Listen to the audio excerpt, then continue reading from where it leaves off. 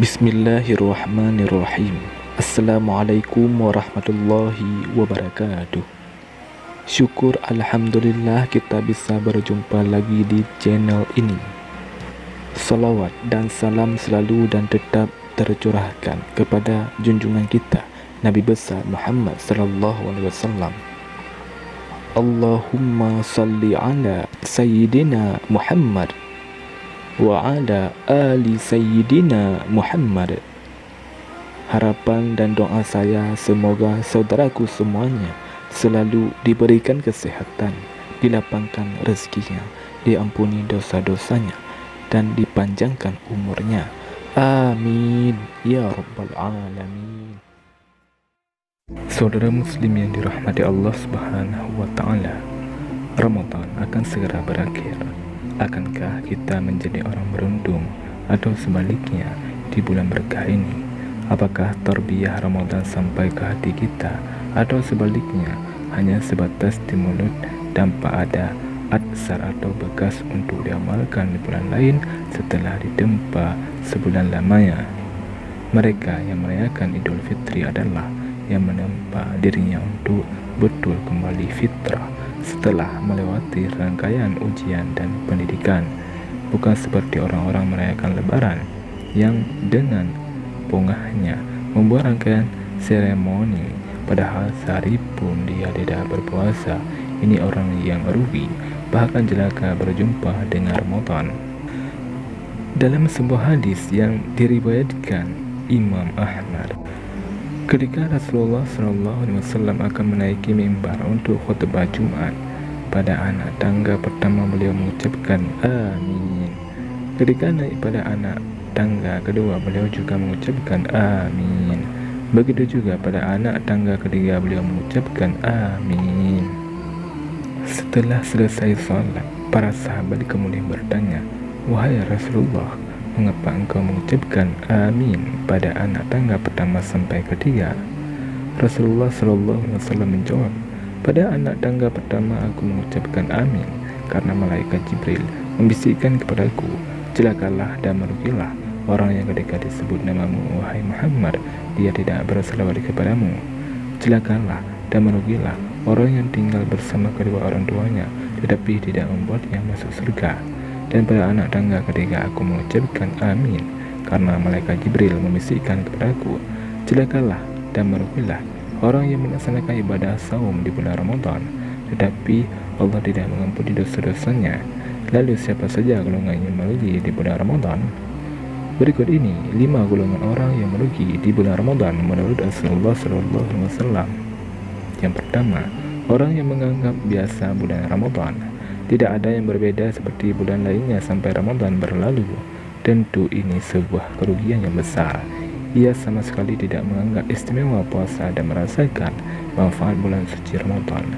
Ia juga tidak segera melakukan kebaikan, padahal di bulan suci Ramadan inilah segala pahala dilipat gandakan. Orang yang menganggap biasa bulan Ramadan ibarat orang yang melewatkan ghanimah, harta rampasan perang yang tidak ternilai harganya. Yang kedua, orang yang tiba-tiba berubah alim hanya pada bulan Ramadan. Imam Ahmad mengatakan, seburuk-buruk kaum adalah mereka yang hanya mengenal Allah di bulan Ramadan saja. Hal ini nampak pada dari perilaku tidak baik menjadi baik, seperti dari tidak berjilbab kemudian berhijab, dari yang tidak salat kemudian rajin salat, baik yang wajib maupun sunnah. Namun jika nanti selesai Ramadan manusia itu kembali berbuat maksiat kepada Allah, melepas hijab dan tidak lagi ke masjid hingga meninggalkan salat. Oleh karena itu, teruslah berusaha untuk tetap istiqamah dalam beramal dan berbuat kebaikan. Yang ketiga, orang yang sebatas menahan lapar dan dahaga. Golongan yang ketiga adalah orang yang hanya menahan hawa lapar dan haus saja. Ia tidak merasa bersalah dan berdosa ketika melakukan kemungkaran, menggunjing, menyebar fitnah dan menghina. Dan pada saat Ramadan tiba, kebiasaan buruk itu tidak juga berubah sehingga Ramadan tidak membawa pengaruh bagi kehidupannya sehari-hari. Abu Hurairah radhiyallahu anhu meriwayatkan bahwa Rasulullah SAW bersabda, "Barang siapa tidak meninggalkan perkataan dan amalan dusta, maka Allah tidak butuh dengan makanan dan minuman yang ditinggalkannya puasa." Yang keempat, orang yang tidak memanfaatkan waktu di bulan Ramadan. Mereka yang tidur pada siang hari di bulan suci Ramadan, serta bergadang dan melakukan hal yang sia-sia pada malam harinya, itu adalah golongan yang merugi. Seharusnya di bulan ini disibukkan dengan amal ibadah seperti salat berjamaah, tadarus, dan tadabbur Al-Quran, berzikir, berinfak, dan sedekah, serta kebaikan lainnya. Yang kelima, orang yang tidak melakukan maksiat di bulan Ramadan. Selama bulan Ramadan terdapat banyak amal yang jika dikerjakan akan menyebabkan mendapat ampunan dari Allah Subhanahu wa taala, seperti amal puasa. Rasulullah SAW mengatakan, siapa yang berpuasa dengan motivasi yang benar karena iman dan mengharap ganjaran dari Allah Subhanahu wa taala, Allah ampuni dosa-dosa yang telah lewat. Demikian juga qiyam Ramadan. Rasulullah SAW mengatakan, siapa yang salat tarawih di bulan Ramadan karena iman dan mengharap pahala dari Allah Subhanahu wa taala, Allah ampuni dosa-dosanya yang lewat.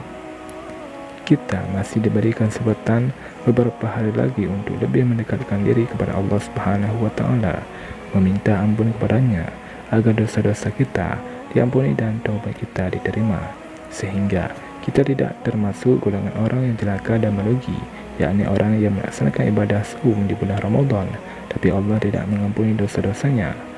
Maka kesempatan ini tidak boleh kita sia-siakan. Mari kita laksanakan seluruh ibadah di bulan suci Ramadan ini yang tinggal beberapa hari lagi dengan sebaik-baiknya, melaksanakan saum dengan sebaik-baiknya, salat tarawih dengan seikhlas-ikhlasnya, membayar zakat dan lain sebagainya. Semoga Ramadan tahun ini kita bisa menjadi lebih baik lagi. Amin ya rabbal alamin. Wallahu a'lam bishawab. Assalamualaikum warahmatullahi wabarakatuh.